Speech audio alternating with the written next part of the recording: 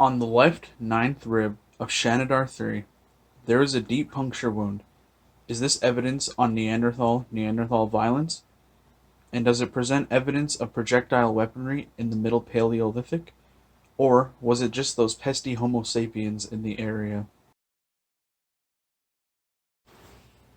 On August 2009, a paper published in Science Direct compared the effects of thrusting spears versus throwing spears on the rib bones of pigs and goats.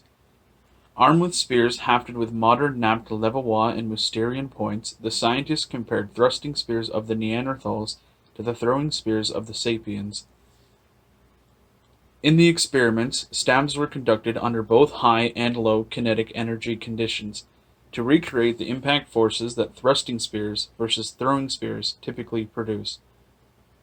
In the end, the closest replicated punctured marks matched that of the throwing spears, or low kinetic energy.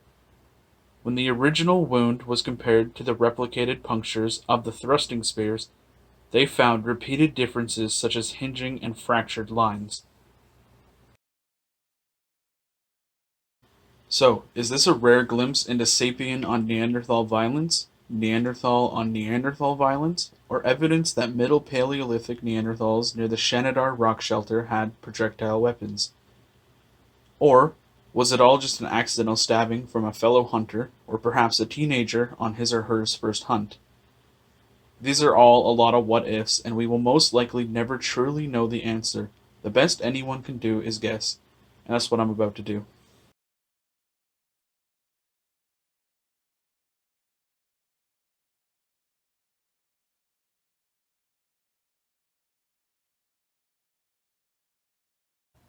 It very well could have been an accidental stabbing, such as a teenager on his or her first hunt, or maybe in the darkness of night a fellow hunter mistook the Shanidar 3 Neanderthal for a prey item or perhaps a predator/intruder. The weapon could have been a knife or even a glancing blow with a thrusting spear. We know that the Shanidar 3 Neanderthal survived weeks, maybe even a month or two, after this event, since his ribs started to heal over. It is my thoughts that he was stabbed and taken care of by his peers. And obviously, it was all an accident. So, in my opinion, whoever stabbed him realized the mistake and took him back to the rock shelter where he would be then taken care of by, let's say, the clan healers, a shaman, any sort of figure that knows how to heal someone. I personally do not think this is an example of tribal warfare, as if it was, you would want to take out the males completely and finish them off right away. Although, after this, it is likely the Shanidar 3 Neanderthal could not continue fighting. If this wasn't done with a projectile weapon, then it would have been done up close and personal. And as anyone who has been in a flight or flight situation, it's really hard to stop hitting something once your adrenaline takes over. So I find it very unlikely that an attacker tried to kill this man and didn't finish him off.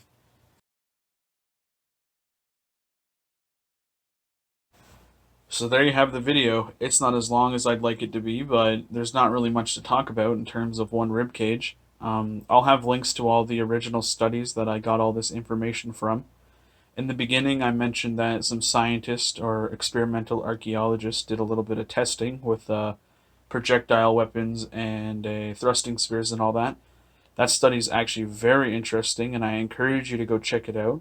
I also encourage you to go check out all the links that I'll have down in the description again. Um, and in general, if you don't know about the Shanidar rock shelter, I highly recommend checking it out.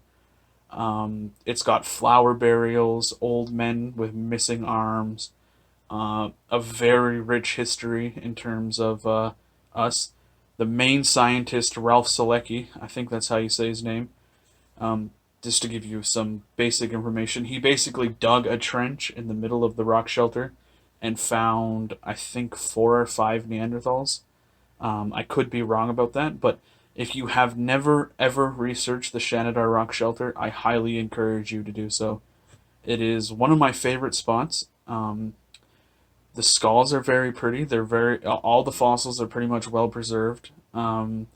It's got a rich lithic history. It's got rich bone history, and going back to the flower burial, that is really interesting on itself. And someone like me who's very interested in Neanderthals, can spend hours and hours just researching that.